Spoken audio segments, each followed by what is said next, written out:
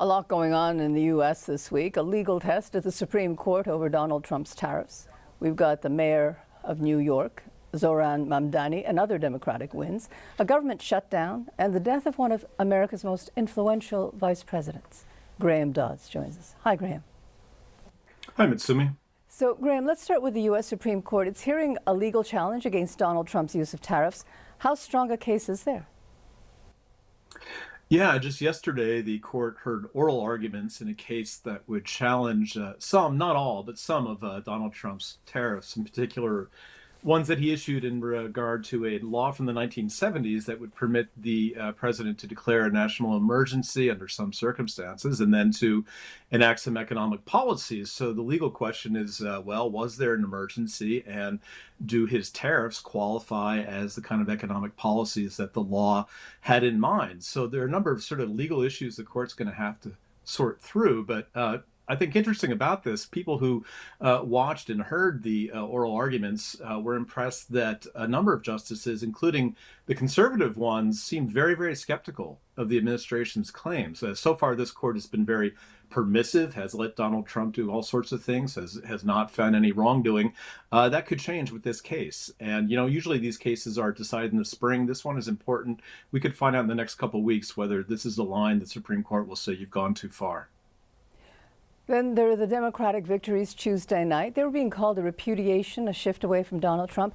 A lot of focus on Zohran Mamdani, the new mayor of New York City. Why is he so significant, and is it really a turning point, do you think, for the Democrats? I think he's significant because, look, New York City is the biggest and most important city in the United States with a population that's almost the same as Quebec. So whoever is in charge of it is obviously then a major political figure. And he's interesting for a number of reasons, not least of which, to my mind, he is a democratic socialist. And, here in Canada, democratic socialists get millions of votes all the time, but not so much in the U.S. So he's kind of joining rarefied company. There's Bernie Sanders and a couple others, but now the mayor of New York City. And Democrats are looking to that election and governor races in New Jersey and Virginia. And it seems from the polling data that there was huge turnout among Democrats. So this suggests that, 1 year before the midterm elections, there are lots of voters out there who are happy to vote for Democrats and to register their displeasure with Donald Trump and MAGA Republicans. Now, the government shutdown, it's now the longest on record, 37 days. They're cutting back on flights soon. People aren't getting food assistance. What's going to happen here?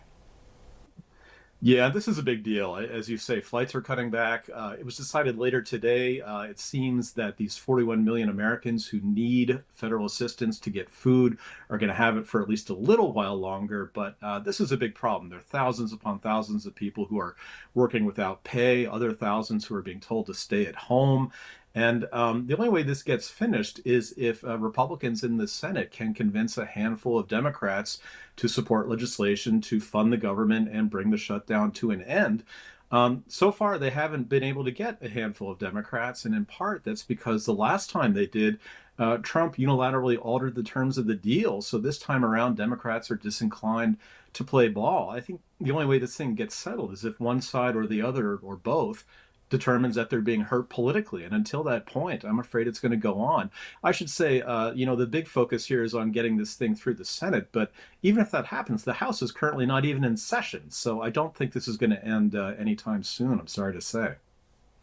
And finally, Graham, and very quickly, because we're almost out of time, the death of Dick Cheney.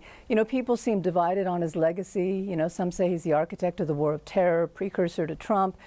Or the Republican who broke with his party after January 6th and supported gay marriage. What do you think? He's all that and more, not least of which he is, by all accounts, the most powerful vice president in American history, a paragon of conservatism, but someone who very much turned against Donald Trump. He worked his whole career to empower the office of the president, to make the presidency even more powerful. And to my mind, it's a great irony that the person who now holds that office, that powerful office, is somebody that Dick Cheney absolutely despised. Okay. Thank you very much for this, Graham. Thank you.